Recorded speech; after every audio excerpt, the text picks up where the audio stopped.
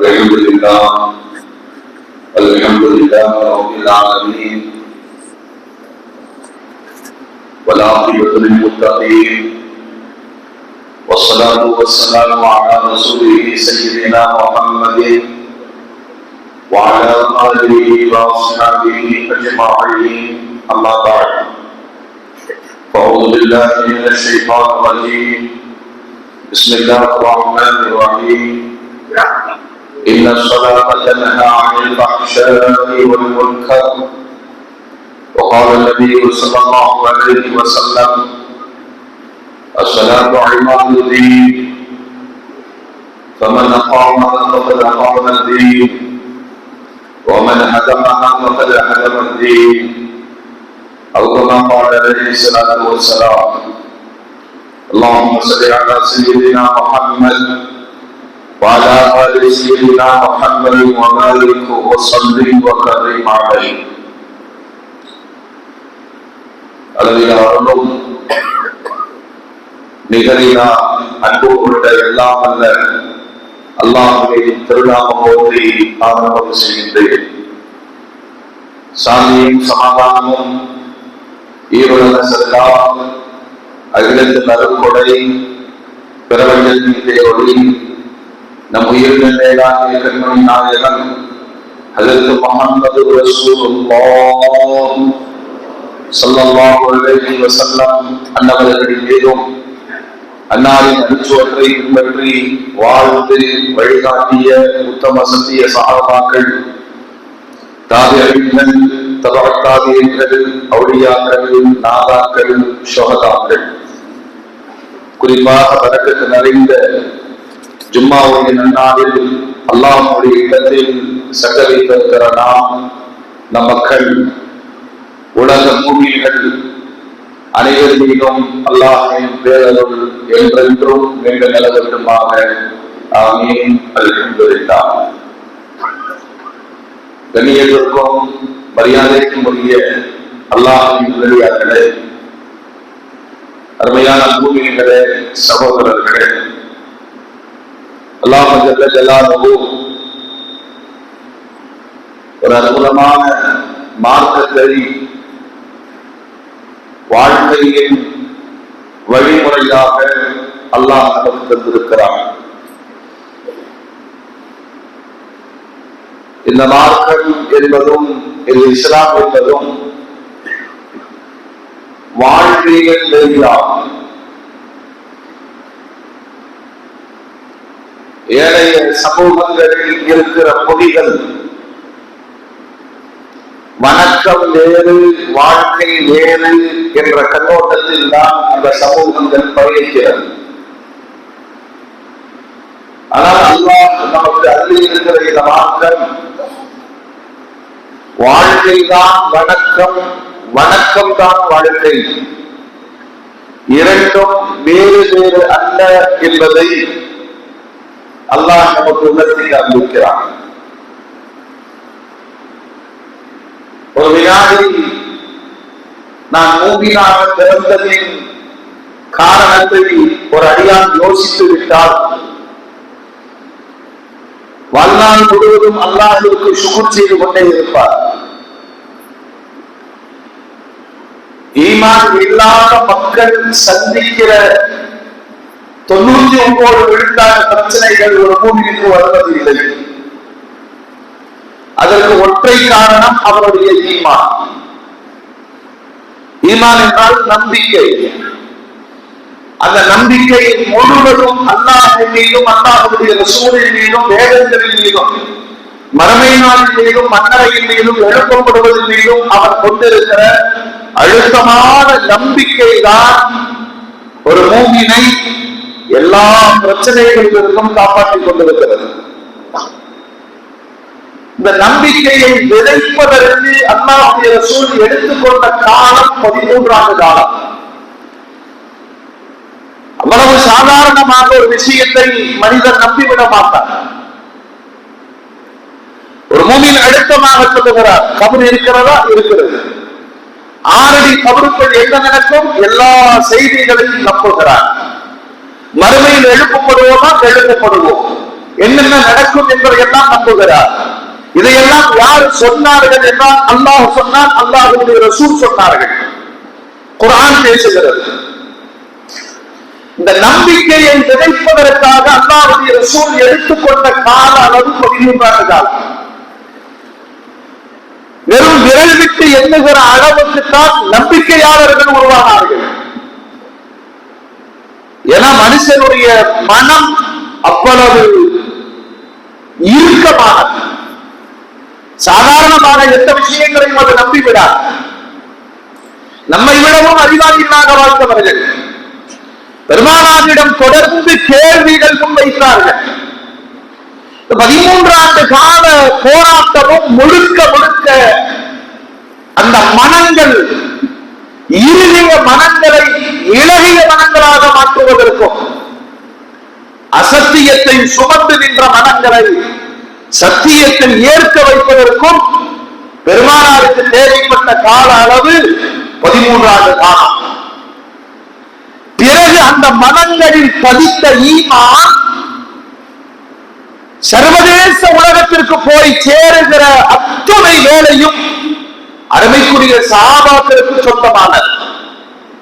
அசைக்க முடியாத நம்பிக்கை, ஆழமான நம்பிக்கை, காரணங்களை பார்த்து நிற்பதல்ல, காரண கருத்தாகி அல்லாஹ்வை பார்த்து நிற்பது. ஆட்சி அதிகாரங்களை எதிர்த்தார்கள், கொடூரமான ஆட்சியாளர்களை எதிர்த்து நின்றார்கள், சூழ்ச்சிகளை முறியடித்தார்கள், போர்க்களங்களை சந்தித்தார்கள். இத்தனைக்கும் பின்னால் அவர்களிடம் மூலதனமாக இருந்தது அவர்களுடைய ஈமான், அவர்களுடைய நம்பிக்கை. இந்த நம்பிக்கை தான் அவர்களை அவ்வளவு தூரம் இழுத்து வந்து நம் வரைக்கும் இஸ்லாம் வந்து சேர்ந்ததற்கான காரணியாக அல்லாஹ் சஹாபாக்களை ஆக்கி வைத்தார்.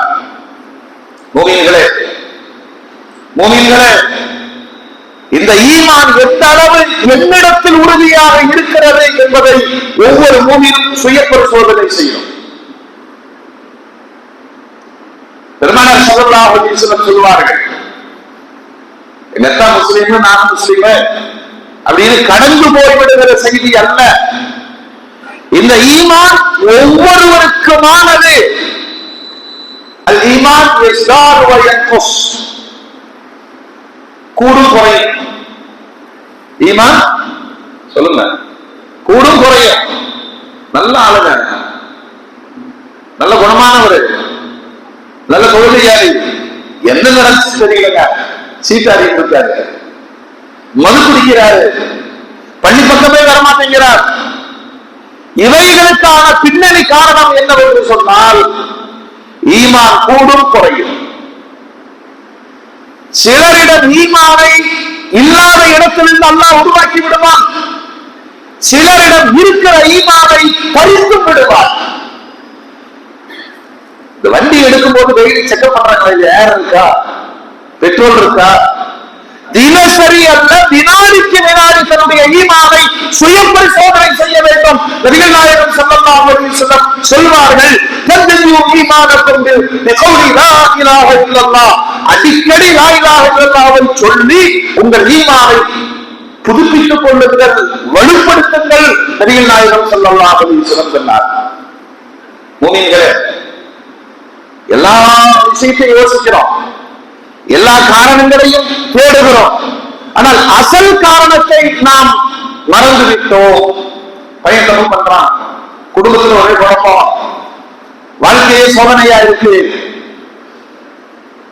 இவ்வளவு பிரச்சனைகளை பேசுகிற ஒருவர் அவருடைய ஈமானின் நிலை என்ன என்ற ஒரு கேள்வியை தேடி பயணித்தால், ஈமான் பலம் பெற்றால் எல்லாம் நல்லதாகிவிடும், ஈமானில் பலகீனம் இருந்தால் எல்லாம் சோதனையாக மட்டும் முடியும். இந்த டெஸ்ட் யாரை வச்சு பண்றது? சுகர் டெஸ்ட் பண்ணிடலாம், கொலஸ்ட்ரால் செக் பண்ணிடலாம், பிபி செக் பண்ணிடலாம், ஹார்ட் பீட் செக் பண்ணிடலாம். இந்த ஈமான் குறைந்திருக்கிறதா கூடியிருக்கிறதா என்னை நான் மட்டுமே சுய பரிசோதனை செய்ய முடியும். என்னுடைய ஈமான் எந்த அளவு வலுவோ அதனுடைய வெளிப்பாடு என் தொழுகையில் தெரியும், என் நோன்பில் தெரியும், என் சம்பாத்தியத்தில் தெரியும், என் குடும்பத்தில் தெரியும், என் நண்பர்களிடம் தெரியும், என்னுடைய பழக்கத்தில் தெரியும்.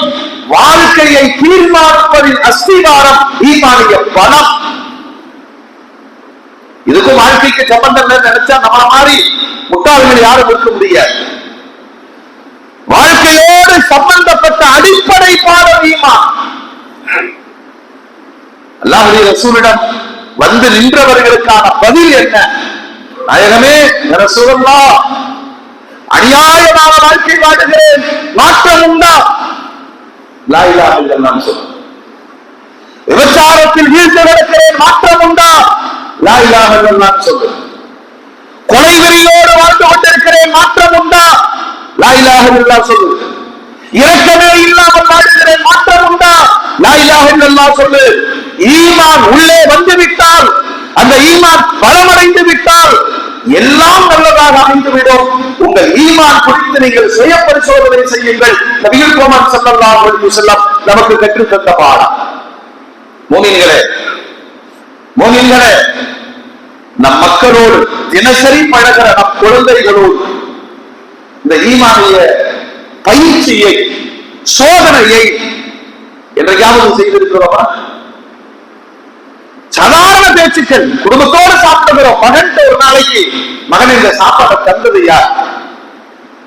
யதார்த்தமாய் அந்த பிள்ளையின் அந்த நுனிநாக்கிலிருந்து, குழந்தையின் பச்சிலம் அந்த மொழியிலிருந்து அல்லாஹ் என்று வந்து விட்டால் என் பிள்ளைகளை நான் காப்பாற்றி விட்டேன் என்று பொருள்.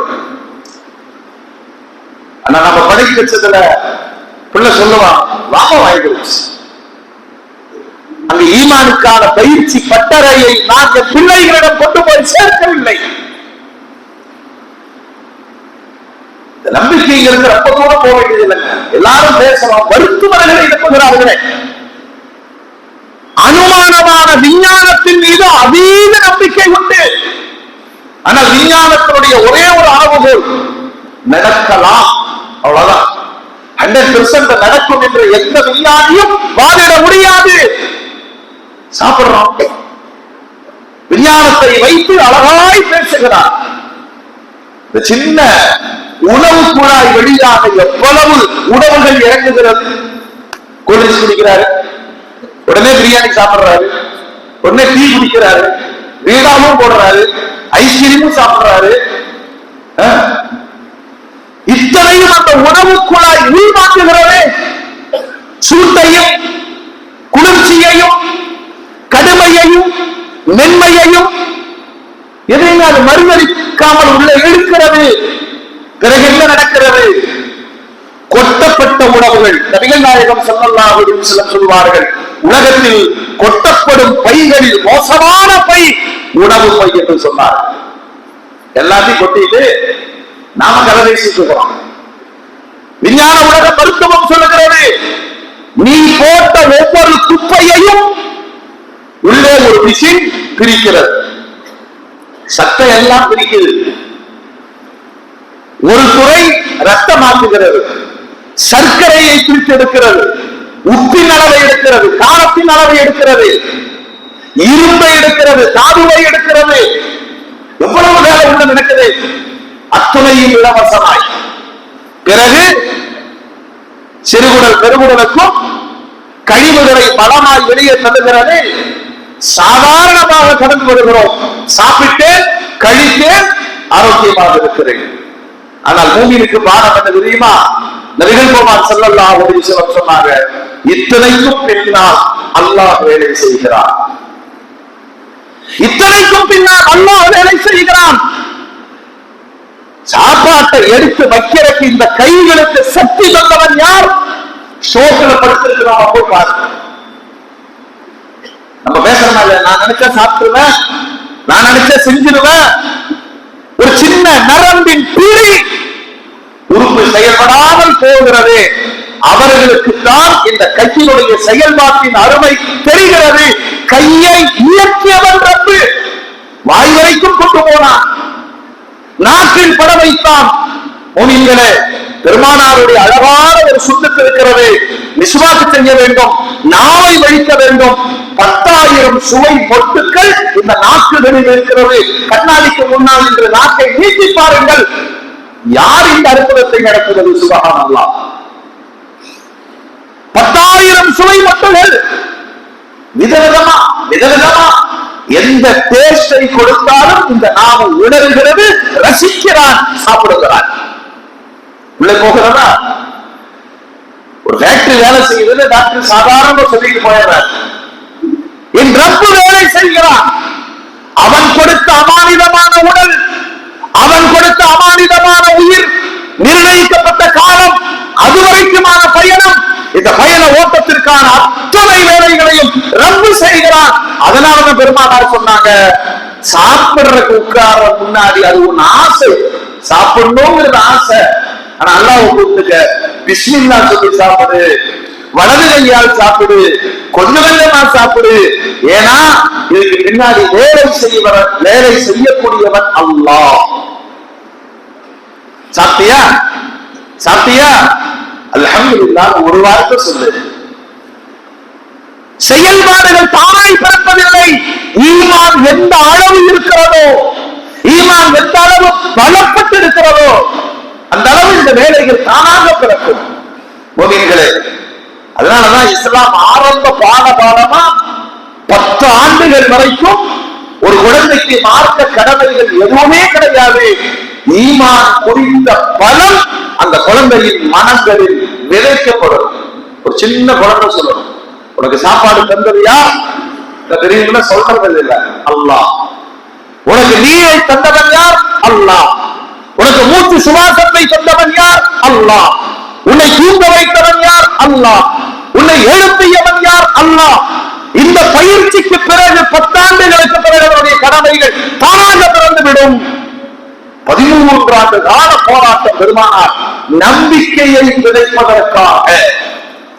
விதைச்சவங்களுக்கு ஒரு கிரேட் அல்லாஹ் கொடுத்தான், அவங்க மூமின்கள்.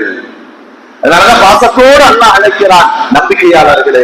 குர்ஆனிய பெருவாரியான வசனங்கள் அன்போடு அழைக்கிறது. யா அய்யுஹல்லதீன, சொல்லுங்க, யா அய்யுஹல்லதீன ஆமனூ, ஈமான் கொண்டவர்களே, நம்பிக்கை கொண்டவர்களே. இந்த சாப்பாடு உன்னுடையதல்ல, என்னுடையது. இந்த ஆரோக்கியம் உன்னுடையதல்ல, நான் தந்தது. உன்னுடைய சம்பாத்தியம் நான் தந்தது, உன்னுடைய அறிவு நான் தந்தது. இதை நம்பி இருக்கிறாய் அல்லவா ஈமான் கொண்டோரே, விசுவாசிகளே, நம்பிக்கையாளர்களே. இப்படி அழைத்துதான் அமல் என்ற 2வது பகுதிக்கு அல்லாஹ் வருகிறார். பெருமானார் ஸல்லல்லாஹு அலைஹி வஸல்லம் சொல்வார், ஈமான் இல்லாத அமல்கள் எந்த பயனும் தராது. சில சகோதர சமுதாயத்தை சார்ந்தவங்க எல்லாம் ரம்ஜான் மாசத்துல நோன்பு வைப்பாங்க இல்லையா? அதாவது ஆரோக்கியத்தை தரலாம், சவாபு கிடைக்குமா கேட்டா கிடைக்கும். ஈமான் இல்லாத அமல்களுக்கு எந்த விலையும் கிடையாது. எனவே ஈமானை பலப்படுத்துவதற்கு பெருமானார் எடுத்துக்கொண்ட காலம் 13 ஆண்டு காலம். எல்லா அமல்களையும் நடைமுறைப்படுத்துவதற்கு எடுத்துக்கொண்ட காலம் 10 ஆண்டு காலம். எல்லா அமல்னா, இஸ்லாத்துல அமல்னா என்னென்ன இருக்கும்? இது 5 கடமைகள் பிரதானமானது. இதை தாண்டி வாழ்க்கை முழுவதுமே அமல் தானே. ஒரு மனிதனுடைய பிறப்பிலிருந்து இறப்பு வரைக்கும் உண்டான அமல்களை கற்றுத்தர வெறும் 10 ஆண்டு காலம்.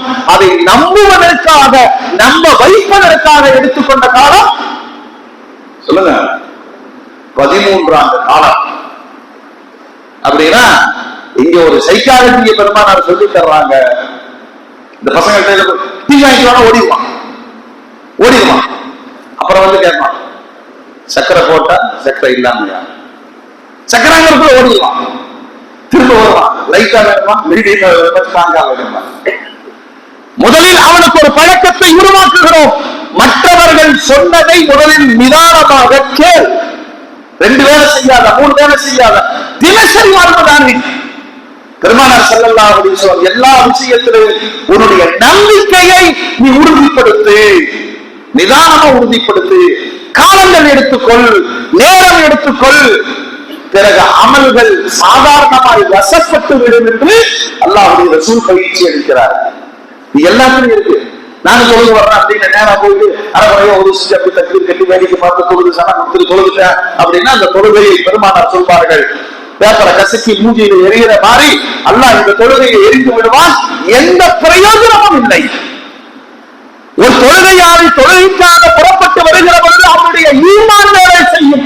அல்லாஹ் எவ்வளவு பெரிய ரப்பு கருணையான, அவனுக்கு நான் கடமை பட்டிருக்கிறேனே, கடமைக்கான நேரம் வந்து விட்டது, ஜமாத்தோடு கடமையை நிறைவேற்ற வேண்டும், என் அடிமைத்தனத்தை வெளிப்படுத்தும் நேரம். இந்த உணர்ச்சிகளால் பள்ளிக்குள் வருகிற ஒருவர் சரியாக ஒது செய்து முறையாக வருகையிலிருந்து நிதானமாக அடிமைத்தனத்தை வெளிப்படுத்தி அல்லாஹ்வோடு சம்பாதித்து விட்டு மனநிறைவோடு செல்வது தொழுகை. இந்த அமல் சரியாக இருக்க வேண்டுமானால் அவருடைய ஈமான் பலமாக இருக்க வேண்டும். 13 ஆண்டு காலம் அந்த வாழ்வில் இறுதியிலே ரப்புல் ஆலமீன் பெருமானாரை தன் இடத்திற்கு அழைக்கிறார்.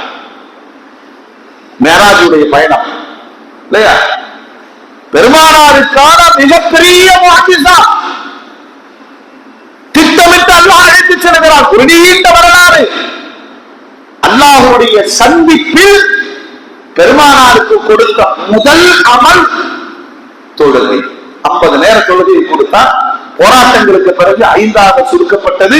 அல்லாஹ்வே சொன்னான், 50 தான் கடமை, 5ஆக தந்திருக்கிறேன், 5ஐ செய்தால் 50 நிறைவேற்றிய நன்மை உண்டு என்று சொல்லி பெருமானாருக்கு அன்பளிப்பை தந்து மக்களிடம் சொல்லுங்கள். மேராஜிலிருந்து திரும்பி வந்த பெருமானார் தொழுகிறார். முதல்ல பெருமானாருக்கு தொழுகை கடமையாக்கப்பட்ட பிறகு அவங்க தொழுக முதல் தொழுக லொஹருடைய தொழுகை. ஆரம்பகால தொழுகைகளுக்கு முறை கிடையாது. இந்த தொழுகை என்பதே மேராஜில் வானவர்களுடைய காட்சியை பார்த்து ஆசைப்பட்டார்கள் பெருமானார். ருக்கு தனி, சுஜூது தனி, கியாம் தனி, கிராத் தனி, அத்தஹியாத்து தனி, எல்லாம் இணைத்து வடிவமைக்கப்பட்டது தொழுகை. ஆரம்ப காலத்தில் ருக்கு கிடையாது, ருக்கு கிடையாது, பிறகு ருக்கு சேர்க்கப்பட்டது. இந்த தொழுகையினுடைய முறை காலையில ஒரு தொழுகை, மாலையில ஒரு தொழுகை, அப்படித்தான் இருந்துச்சு. மேராஜ் பயணத்திற்கு பிறகு ஜிப்ரீல் அலைஹிஸ்ஸலாம் வந்தார்கள். ஃபஜ்ர், லுஹர், அஸ்ர், மக்ரிப், இஷா தர்தீப் செய்யப்பட்டது. தொழுது காண்பித்தார்கள். அந்த தொழுகையில் ஏற்படுகிற சுவையை சொல்லிக் கொடுத்தார்கள். பெருமானார் ஸல்லல்லாஹு அலைஹி வஸல்லம் சொல்வாங்க, நம்பிக்கையின் ஈமான் எப்படி முக்கியமோ அடியானிடம் அமல்களில் பிரதானமானது தொழுகை என்றார். இத வெறும் கடமையில கடந்து போயிட்டா நம்மள மாதிரி அப்பாவிகள் யாருமே கிடையாது. This is my duty அப்படின்னா ஒரு தொழுகை இருக்கும். இப்படி போயிட்டு இருந்தாரு, ஜமாத்தப்பா வண்டி நிறுத்தினாரு, உள்ள வந்தாரு, தொழுதாரு, போனாரு. அவரே யோசிக்கணும், இதுல என்ன நடந்ததுன்னு கேட்டா அவருக்கு தெரியாது. இது அப்படி சாதாரணமாக பார்க்கிற ஒரு இபாதத்தல்ல தொழுகை. ஒரு மனிதனுடைய வாழ்க்கையை தீர்மானிக்கிற இடத்தில் ஆயிரக்கணக்கான இபாதத்துகளின் முன்வடிவு தொழுகை. ஒரு டாக்டர் போறீங்க, செக் பண்ணி பார்க்கிறாரு, உயிருக்கு ஆபத்துன்னு சொல்றாரு. புரியுதுங்களா? உயிருக்கு ஆபத்துன்னு சொல்றாரு. ஒரு 5 டேப்லெட் எடுத்து கொடுக்கிறாரு. அதெல்லாம் ஒண்ணு காமிச்சு சொல்றாரு, இதுதான் உங்க உயிரை காப்பாற்ற மாத்திரை. சரியா? இந்த 4ம் அந்த மாத்திரைக்கு சப்போர்ட், சைடு எஃபெக்ட் வரக்கூடாது, கொஞ்சம் இதுல கொஞ்சம் உடல்ல பாதிக்கும், இது எல்லாம் தடுக்கிறதுக்கு இந்த 5 மாத்திரை. நம்ம அறிவாளி என்ன செஞ்சாரு, மெயின் மாத்திரையை சாப்பிடாம துணை மாத்திரையில சாப்பிட்டாரு. என்ன நடக்கும் சொல்லுங்க? என்ன நடக்கும்? மரணம் சம்பவிக்கும், பலகீனம் ஏற்படும், ஐசியூக்கு போவாரு. டாக்டர் கேட்கிறாரு, நான் தான் மாத்திரை கொடுத்தேன், சாப்பிட்டீங்களா? சாப்பிட்டீங்களா? சாப்பிட்டேன் சார். வாங்க வாங்குறாரு. மெயின் மாத்திரை எல்லாமே பெண்டிங்ல இருக்கு, கொஞ்சம் கசக்குதுன்னு அதை வச்சுட்டேன் சார். அறிவு, அறிவு, அதெல்லாம் நீ சாப்பிடணும். அதற்கு துணைக்குத்தான் இது. ஒரு பூமியினுடைய மொத்த வாழ்க்கையும் தொழுகைதான். தொழுகைக்கு துணைகளாகத்தான் மற்ற அமல்கள் தரப்பட்டிருக்கிறது. இவர் சொல்றாரு, நான் உம்மா தொழுகிறேன், நான் உம்ரா செஞ்சிருக்கிறேன், நான் ஹஜ் செஞ்சிருக்கிறேன். ஆனா தொழுக, ஆனா தொழுக. அல்லாஹ் அக்பர். பெருமானார் சொல்வார்கள், அஸ்ஸலாத்து இமாமுத்தீன், மொத்த மார்க்கத்தினுடைய அடிப்படை தூண் தொழுகைதான். யார் தொழுகையை சரியாக நிலைநாட்டுகிறாரோ அவர் இந்த மார்க்கத்தை நிலைநாட்டுகிறார். யார் தொழுகையை தகர்த்து விட்டாரோ அவர் மார்க்கத்தை தகர்த்து விட்டார். இப்ப நம்ம யோசிக்கணும், ரொம்ப கவலையான விஷயம். ப்ரோக்ராம்ல நடத்துவோம், எல்லாம் சேர்ந்துதான் சொல்றாங்க, பங்கன் நடந்துட்டு இருக்கோம். அல்லாஹ்வுடைய ரசூல் எவ்வளவு பிரச்சனைகளாக இருந்தாலும் தொழுகையின் நேரம் வந்தால் முதலில் தொழுக முடிப்பார்கள், அப்புறம் தான் அடுத்த விஷயம். நம்ம எந்த அளவுக்கு கூலாயிட்ட தெரியுமா? நிகழ்ச்சிக்கு பிறகு இஷா தொழுகை நடக்கும், ஒத்துழைக்கிறோம்ல. அது நிச்சயமாகட்டும், ஒரு மாநாடாகட்டும், ஒரு கூட்டமாகட்டும், பேசி முடிச்சுட்டு தொழுதுக்கலாம். அதுக்கு பிறகு அந்த தொழுகை நடக்கவே நடக்காது, கிடைக்கவே கிடைக்காது. அல்லாஹ்வுடைய ரசூல் சொல்லுகிறார்கள், 13 ஆண்டு கால போராட்டத்தில் நிலைநிறுத்தப்பட்ட ஈமான், அந்த ஈமான் தான் இஸ்லாத்தை உயிர்ப்பிக்கிறது. இஸ்லாத்தினுடைய அடிப்படை சித்தாந்தம் தொழுகை. அது எந்த சமூகத்தில் கவனிக்கப்படுகிறதோ, நிலைநாட்டப்படுகிறதோ, அந்த சமூகம் வெற்றிகரமாக மாறும். பேசிக்கலி அவுட் ஆயிட்டமே, தெரிந்து விடப்படுகிறது. ஏதாவது ஒரு இடத்தில் பெருமானார் இந்த தொழுகைக்கு ஆப்ஷன் கொடுத்திருக்கிறார்களா? பரவாயில்ல, இதை அப்புறம் வச்சுக்கலாம். உயிர் போகிற போர்க்களத்தில் கூட ராணுவ வீரர்களுக்கு ஒரு ரக்காத்தை தொழுதுட்டு போராடு, இன்னொரு குரூப் 2வது ரக்காத்து தொழுகும், முதல் குரூப் 3வது ரக்காத்து தொழுகும். போர்க்களத்திலும் கூட தொழுகைக்கு சலுகை இல்லை என்று பெருமானார் ஸல்லல்லாஹு அலைஹி வஸல்லம் இந்த உம்மத்திற்கு வழிகாட்டினார்கள் என்று சொன்னால், ஒரு சமூகத்தினுடைய வாழ்வின் அடிப்படை எங்கு தொழுகை இருக்கிறதோ எல்லா பிரச்சனைகளையும் அது வெற்றி கொள்ளும். தொழுகை இல்லாத சமூகத்திலே, அதான் நான் சொல்றேன், காரணங்களை வேற வேற இடத்துல தேடுறோம். உள்ள ஓடி போயிட்டா, அழுகிறாரு, இப்படி எல்லாம் படிக்க வச்ச, பாசமா வளர்த்திட்ட, நான் கொஞ்சம் கண்டிக்கல, புள்ள இப்படி தவறிட்டா, இதை சொல்லுகிறார். நான் என்ன பாவம் செஞ்சேன், ஏன் என் புள்ள இப்படி பண்ணா? இத்தனை கேள்விக்கு இடையில ஏதாவது அந்த தகப்பனுடைய வார்த்தையை பாருங்க, இவ்வளவு பண்ணன, என்னுடைய தொழுகும்படி நான் வழிகாட்டவில்லை. என் மகனை தொழுகையாளியாக அவர்கள் உருவாக்கி இருந்தால் அது அவர்களை பாதுகாக்கும். குர்ஆன் சொல்லுது, இன்ன ஸலாத்த தன்ஹா அனில் ஃபஹ்ஷாஇ வல் முன்கர். சும்மா ரோட்ல இருந்து பேசிட்டு இருக்கிறாரு, கேட்ட பொழுதுக்கு நேரம் என்னங்கிறாரு. பயங்கரமான சண்டை வணிக ஓட்டங்களில் ஐடி ஃபீல்ட்ல ஒர்க் பண்றாரு, ரொம்ப பிஸி மேன். அவனுடைய லைஃப் ஸ்டைலுக்கு, ட்ரெஸ்ஸிங் கோடுக்கு, சூழ்நிலைகளுக்கு இடையில அந்த யூத் ஜெனரேஷன், அந்த கலாச்சாரம் சீரியல் ஐடி ஃபீல்ட் அது ஒரு மாதிரியா இருக்குமா இல்லையா? அந்த சூழ்நிலையில் தப்புன்னு எந்திரிக்கிறான், பாத்ரூம் போனா ஒன்று செய்யறான், தான் இருக்கிற இடத்திலேயே தொழுகிறானே. இப்படியும் ஒரு உலகம் எந்த சூழ்நிலையிலும் தொழுது விடுவோம். மோகிங்களே, ஈமான் பலமுள்ள இடத்தில் அந்த ஈமான் வெளிப்படும் முதல் இடமே தொழுகிறார். நீங்க 1000 நியாயம் பேசுங்க, சோசியல் சர்வீஸ் பண்றார், ஒரே ஒரு பாராட்டு, அவருக்கு தொழுகையின் மீது ஈர்ப்பு இல்லை என்று சொன்னால் நபிகள் நாயகம் ஸல்லல்லாஹு அலைஹி வஸல்லம் சொல்வார்கள், மக்களே, ஒருவர் முஸ்லிம், இன்னொருவர் காஃபிர், இந்த 2 பேருக்கும் மத்தியில் உள்ள ஒரே வேறுபாட்டின் குறியீடு எது தெரியுமா? அஸ்ஸலாத், தொழுகை என்று சொன்னார்கள் பெருமான். யோசிக்கணுமா இல்லையா? சொர்க்கத்தினுடைய சாவி தொழுகை என்று சொன்னார்கள் பெருமானார். சில இடங்களில் கண்டிப்பு செய்தார்கள் பெருமானார்.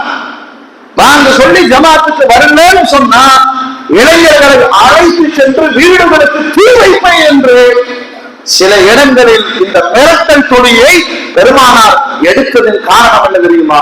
இது இருக்கிற இடத்தில் எல்லாம் சரியாக இருக்கும், தொழுகை இல்லாத இடத்தில் எல்லாம் பாழ்படும்.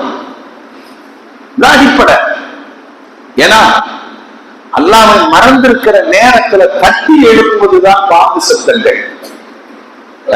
பதில் சொல்லுகிறோம், லொஹர் வரைக்கும் நல்ல கேப் இருக்கு, ஓய்வு எடுக்கிறோம், உணவு எடுக்கிறோம், தொழில் பார்க்கிறோம், அப்படியே உலகம் இழுத்துட்டு போகுது.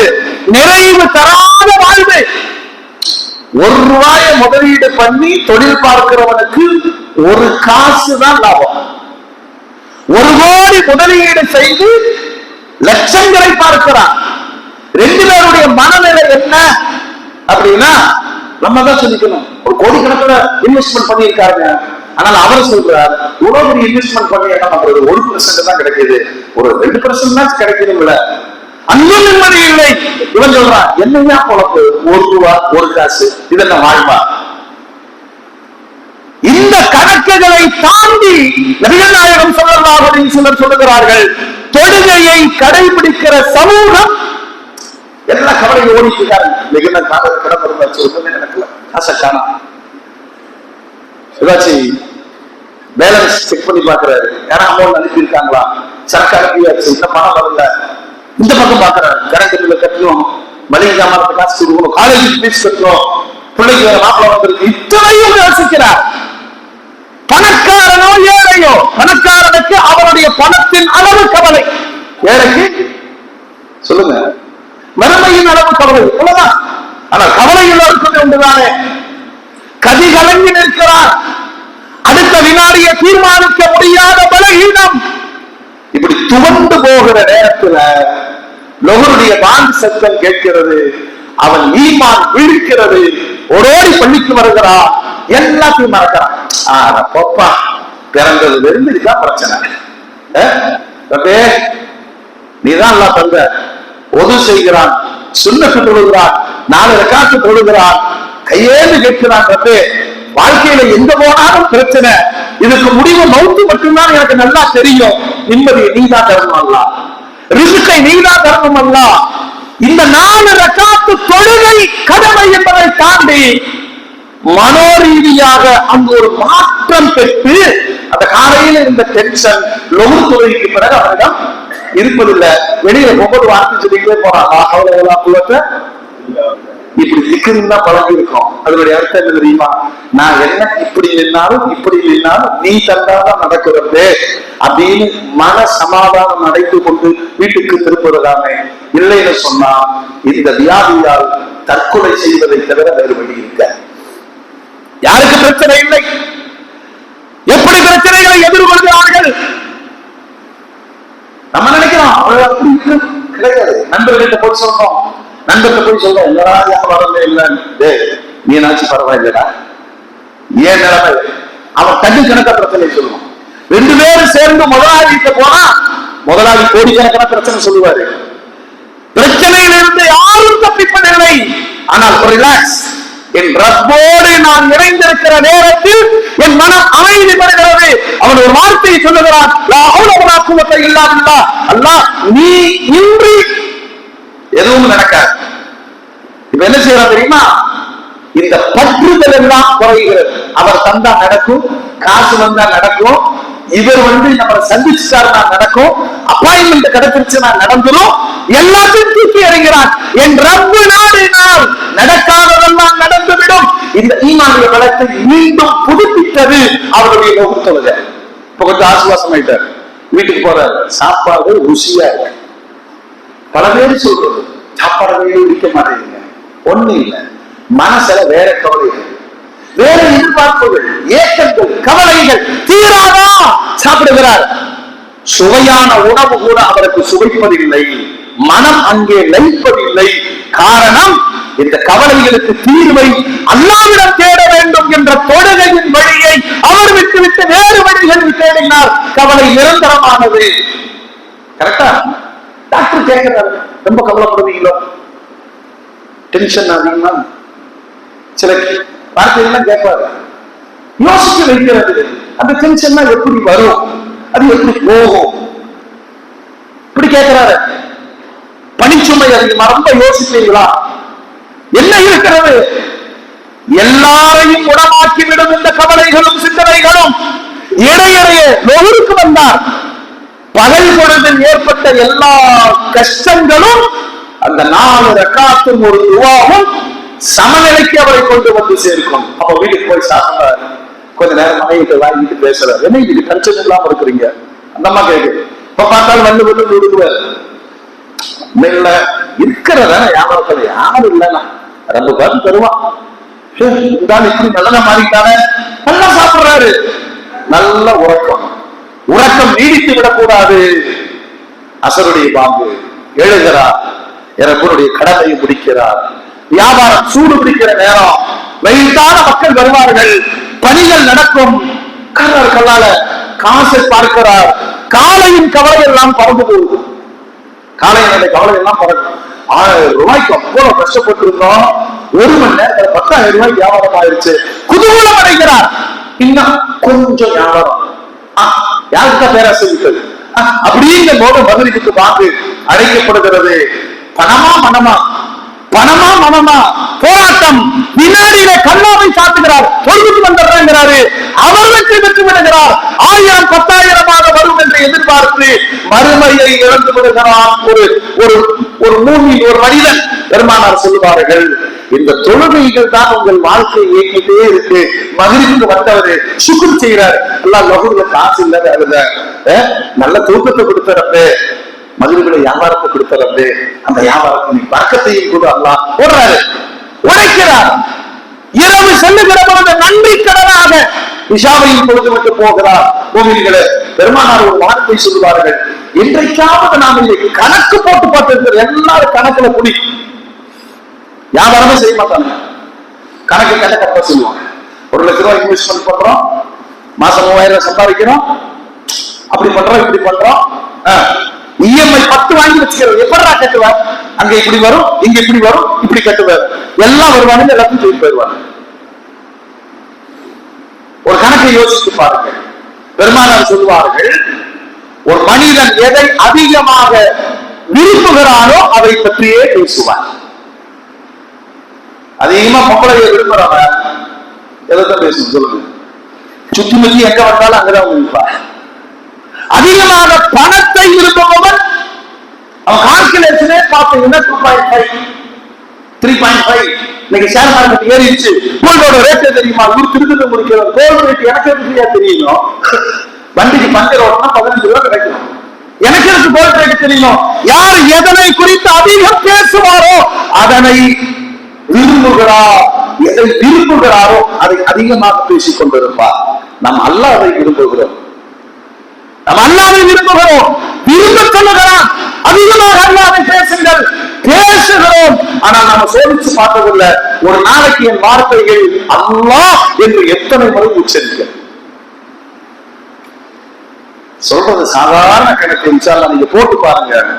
அல்லாஹ் அக்பர், அல்லாஹ்வே சொல்லுங்க, அல்லாஹ்வே அப்படின்னா என்ன அர்த்தம்? நான் ஒண்ணு இல்லை அர்த்தம். அப்படி ஒத்துக்கோமா? அல்லாஹ் அக்பர், நான் நீங்க பெரியவன். இந்த வார்த்தையை திரும்ப திரும்ப சொல்லி பாருங்கள். நான் இல்லை என்ற தன்னடக்கம் நமக்குள் வரும். இது அல்லாஹ் எப்படி சொல்லி கொடுக்கிற பாருங்க. வாங்கு என்ற அழைப்போசையில் 6 முறை அல்லாஹ் அக்பர் என்று உச்சரிக்கப்படுது. நீங்க எல்லாம் ஒண்ணிலே இல்லை, அவன் தான் பெரியவன். உலகத்திற்கான அறிவிப்பு ஒரு வாங்குல 6 தடவை அல்லாஹ் அக்பர், ஒரு இகாமத்துல 6 தடவை சொல்லுங்க அல்லாஹ் அக்பர். ஒரு பாங்கு இகாமத்துக்கு 12 தடவை அல்லாஹ் அக்பர். 5 நேர பாங்குக்கு 12 60 முறை இந்த வார்த்தை உள்ளுக்குள்ள சொல். ஏன்னா பிலால் ரலியல்லாஹு அன்ஹு சொல்லுகிற பொழுது அந்த சமூகம் அவன் நாங்கள் இல்லை, அவன் தான் பெரியவன் அப்படின்னு உணர்ந்த அந்த உணர்வு ஏன் எனக்கு வரவில்லை? இந்த ஊர்ல நான் தான் பெரியாரு, எங்கிட்ட கேட்காம எதுவும் செய்ய முடியாது. இதுவெல்லாம் உருப்படாமல் போவதற்கான வார்த்தைகள் இல்லையா? அவர் சொல்றாரு, எல்லாமே அல்லாஹ் அக்பர், எல்லாமே என்னங்க என்னால முடிஞ்சதை நான் செய்யறேன், எல்லாமே அல்லாஹ் அக்பர். வாங்கி ஒவ்வொரு நாளும் சமுதாயத்திற்கு சொல்லுகிறது அல்லாஹ் மிகப்பெரியவன். அந்த வார்த்தை காதில் பாய்ந்து உள்ளத்தில் இறங்கினால் நான் ஒண்ணு இல்லை என்பதை ஒருவன் உணர்கிற பொழுதெல்லாம் பெரிய மனிதனாகிறான். தொழுகைக்குள்ள வர்றோம், 2 இருக்கா தொழுங்க, எத்தனை அல்லாஹ் அக்பர் சொல்றோம்? இந்த கணக்கு வருதா? முதல் ரக்காத்துல 6 அல்லாஹ் அக்பர் சொல்றோம். ஒரே ஒரு சமயம் அல்லாஹ்வுக்கு நம்ம இடையில வருது, கரெக்டா? 2வது ரக்காத்துல 5 அல்லாஹ் அக்பர். 2 ரக்காத்துக்கு 11 அல்லாஹ் அக்பர். ஒரு நாளைக்கு பரவு வித்ரு எல்லாம் சேர்த்து 20 ரக்காத்துகள். சுன்னத்து நபிலெல்லாம் சேர்த்தா 72 ரக்காத்து. 42 ரக்காத்துல 42 பெருக்கல் 11 சொல்லுங்க.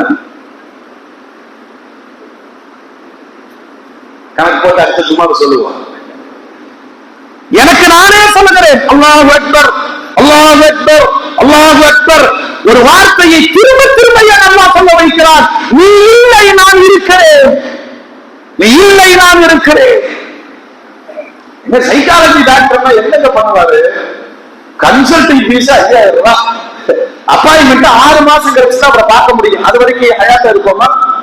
அவன் சொல்ற வார்த்தையை நம்புறான். கடைசியில எல்லாம் செக்அப் பண்ணி பார்த்துட்டு 5000 ரூபாய் நான் சொல்ற அட்வைஸ் தெரியுமா?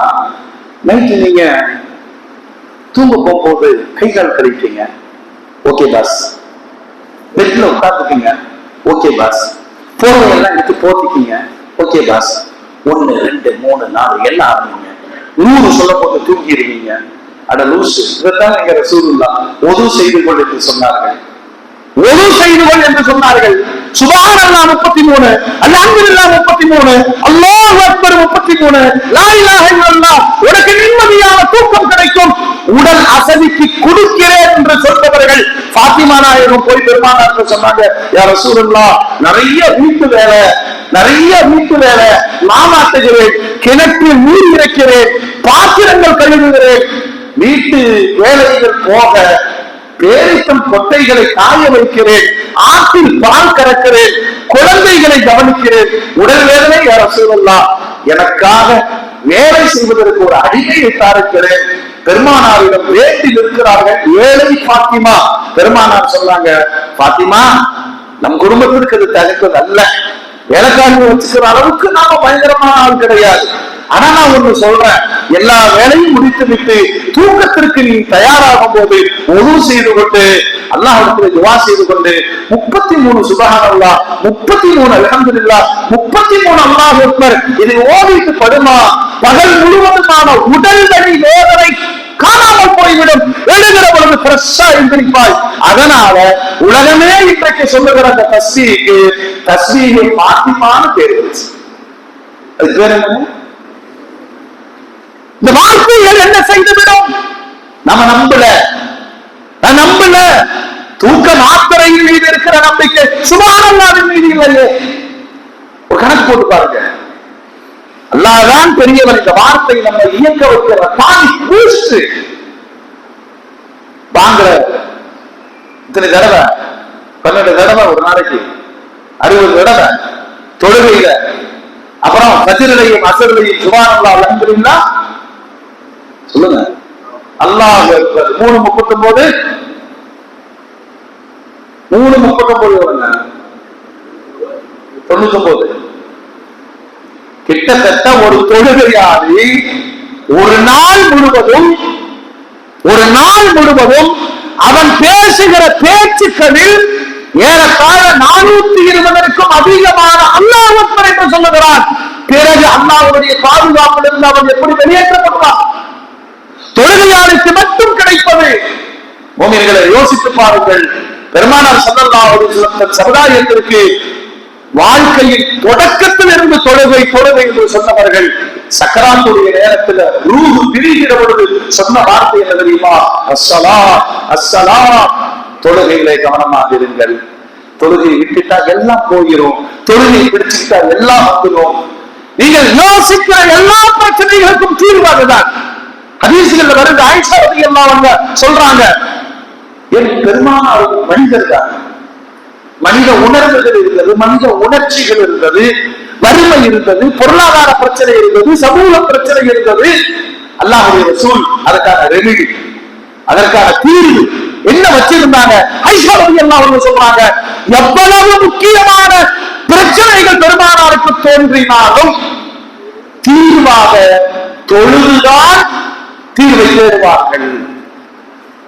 5 நேர தொழுக பாருங்க இல்லையா? வித்திருவாஜி ஒரு நாளைக்கு 8.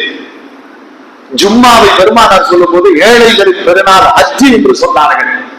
3 ஜும்மாவை நீயா விட்டுட்டேன்னு சொன்னா நீ காத்திராயிருந்தாங்க. அல்லாஹ்வுக்கு நன்றி செலுத்துகிற புது ஊழத்தினுடைய உச்சம் பெருநாளுடைய தொழுகைகள்.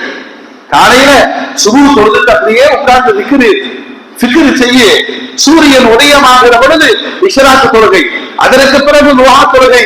ஒரு நாளைக்கு 12 ரக்காத்து முன் சுன்னத்து பின் சுன்னத்து விட்டு விடாது, சொர்க்கத்தில் அல்லாஹ் ஒரு மாளிகை தருவார். இப்படி எல்லாம் சொன்ன பெருமானார் தொழுகையை ரொட்டீனாக சொல்லிட்டு கடைசியில் தொழுக உனக்கும் ஒரு தொழுகை இருக்கிறது, ஜனாசா தொழுக. அதுல நீ கலந்துகிட்டேனா அளவு பிரமாண்டமான நன்மையை அல்லாஹ் தருகிறான். தொழுகை தொழுகை தொழுகை, எல்லா இடத்திலையும் தொழுகையத்தான் பெருமானார் சொல்ல. நாயகமே ரொம்ப கஷ்டமா இருக்கு, எனக்கு ஏதாவது சொல்லுங்களேன். ஒரு செஞ்சு 2 ரக்காத் தொழுகை. இது என்ன ட்ரீட்மெண்ட்? இது என்ன ட்ரீட்மெண்ட்? வேறு எங்கும் கிடைக்காத தீர்வு தொழுகையில் கிடைக்கும். ஏங்க, ஒரு தொழுகையா அல்லாஹ் நபிக்கு பரலாக்கி நமக்கு சுன்னத்தாக்கி இருக்கான். எது எது?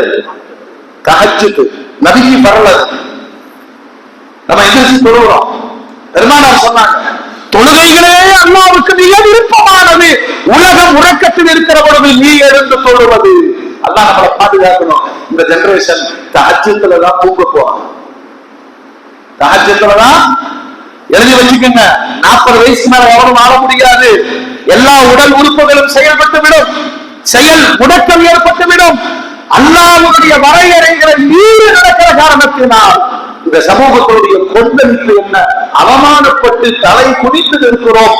போதை பொருட்களால் ஈர்க்கப்பட்ட இளைய தலைமுறை விற்பனை செய்கிறது, வாங்கி பயன்படுத்துகிறது, தடுமாற்றத்தோடு வாழுகிறது. இந்த சமூகத்திற்கு நாம் தொழுகையை கொண்டு செல்லவில்லையோ என்று பெற்றோர்கள் யோசிக்க வேண்டிய அவசியம் நமக்கு ஏற்பட்டிருக்கிறது. எல்லா பட்டியலையும் போனா இஸ்ராயலோட ஃப்ரெண்ட்ஷிப் இருக்கிறவங்க தான் தொழுகையில் இருக்கிறாங்க. புரிஞ்சதா? என்னங்க புரிஞ்சு? எல்லாம் பெருசுக்குதான் இருக்கு.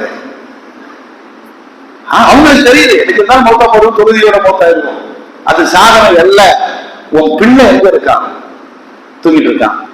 ஏன் பதிலுக்கு வரல? நைட்டு வந்ததே 3 மணிக்குதான். நீ சொர்க்கத்துக்கு போவான், நடந்துட்டு போவானா? உன் மனைவி எங்க? அவளும் தூங்கிட்டு இருக்கான். ஏன் 3 மணி வரைக்கும் டிவி பார்த்துட்டு இருந்தான், நாடகம் பார்த்துட்டு இருந்தான், போன் பார்த்துட்டு இருந்தான். மோமின்களே, வாழ்க்கை கலாச்சாரத்தில் 100 விழுக்காடு நம்மால் முஸ்லிமாக வாழ முடியாது. குறைந்தபட்சம் தொழுகையாளியாக வாழ்வதற்கான வழிகாட்டுதலை என் மனைவி மக்களுக்கு தராவிட்டால் அந்த தலைமுறை அல்லாஹ்விடத்திலே புகார் வாசிக்கும். என் தந்தை தொழுதா, எங்களை தொழுவதற்கு காட்டவில்லை, வாழ்க்கையில் வீணாகிவிட்டோம். இன்னைக்கு நடக்கிறது இதுதான். போக இளைஞர்களை மாற்ற முடியுமா? பேப்பர்ல போட்டு அசிங்கப்படுத்துகிறான். மீடியாக்களை பொறுத்த வரைக்கும், இந்தியாவை பொறுத்த வரைக்கும் இஸ்லாமியர்களுடைய செய்திகள் அவர்களுக்கு மிக மிக சுவையானது. நம்ம பொம்பளை எங்கேயாவது இந்த பேட்டி கொடுத்தானா அதைத்தான் முக்கியத்துவம் கொடுத்து போடுவான் இல்லையா?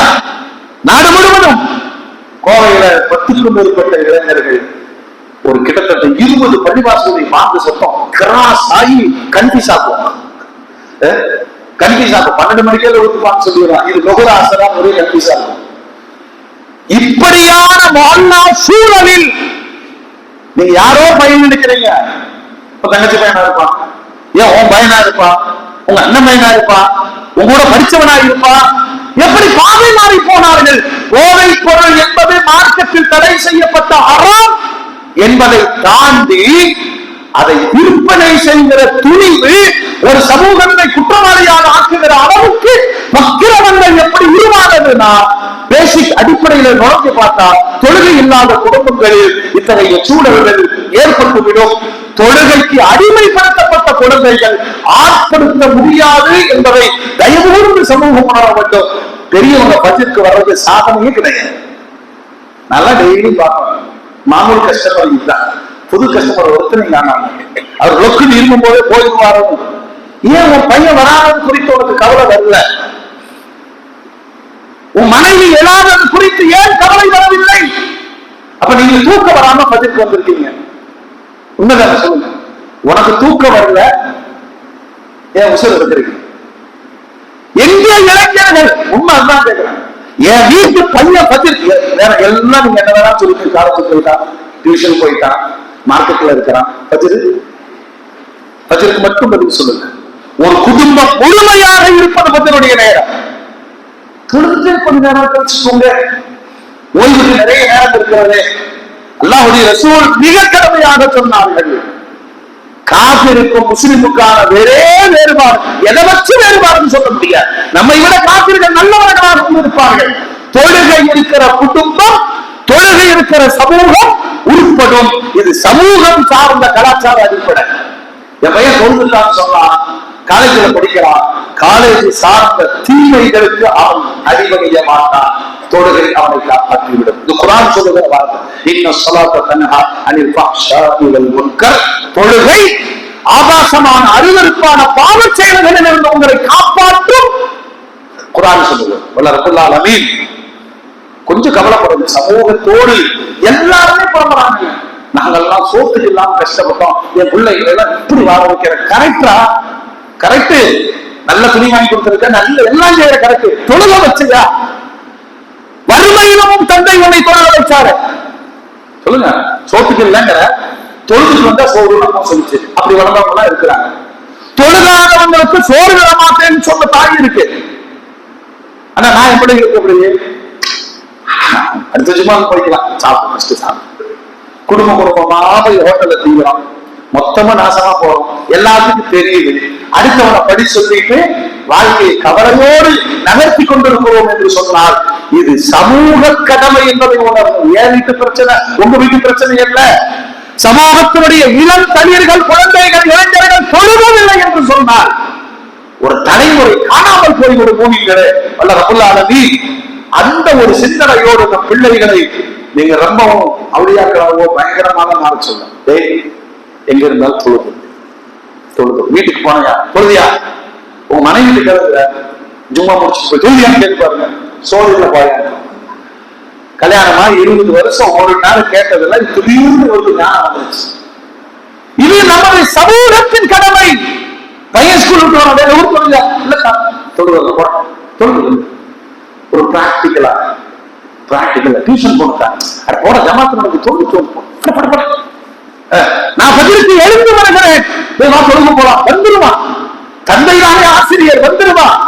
இவரு யாருக்கும் டிஸ்டர்ப் ஆகக்கூடாது. சொர்க்கத்துக்கு போற கூட்டம் மெதுவா கதவு திறந்து இவரு வந்து சொர்க்கத்துக்கு போற. என்ன இது? சில பெற்றோர்கள் காலையில 8 வருஷம்னா பிள்ளைகளை எழுப்பியிருக்காங்க, தண்ணியெல்லாம் ஊற்றி எழுப்பியிருக்கிறார். தொழுகைதான் அந்த குடும்பத்தினுடைய உயிர் அப்படின்னு முன்னோர்கள் தெரிந்து வைத்திருந்தார்கள். நாம இன்னைக்கு தொழுகிறோம். ஆனா என் பிள்ளைகள் அப்படி என்ன பாசம், அப்படி என்ன இறக்கம் நல்லா எல்லாத்துக்கும் தெரியுது. அவன் கல்யாணம் முடிச்சா நம்ம நடுக்கிறத விட்டுட்டு போயிடுவான். எதுக்கையா இவ்வளவு கஷ்டப்படுறீங்க? எல்லாருடைய குழப்பம் தான். அப்படி படிக்க வச்ச போறது தனியா போயிட்டான். அதுதான் நடக்கும்னு உனக்கு தெரியுமில்ல. அவனை தொழுகை அறிய ஆக்கி இருக்கலாமே. புரிந்து செயல்படுவதற்கு அல்லாஹ் தௌஃபீக் செய்வானாக. வாஹிரு தஅவானா அல்ஹம்துலில்லாஹி ரப்பில் ஆலமீன்.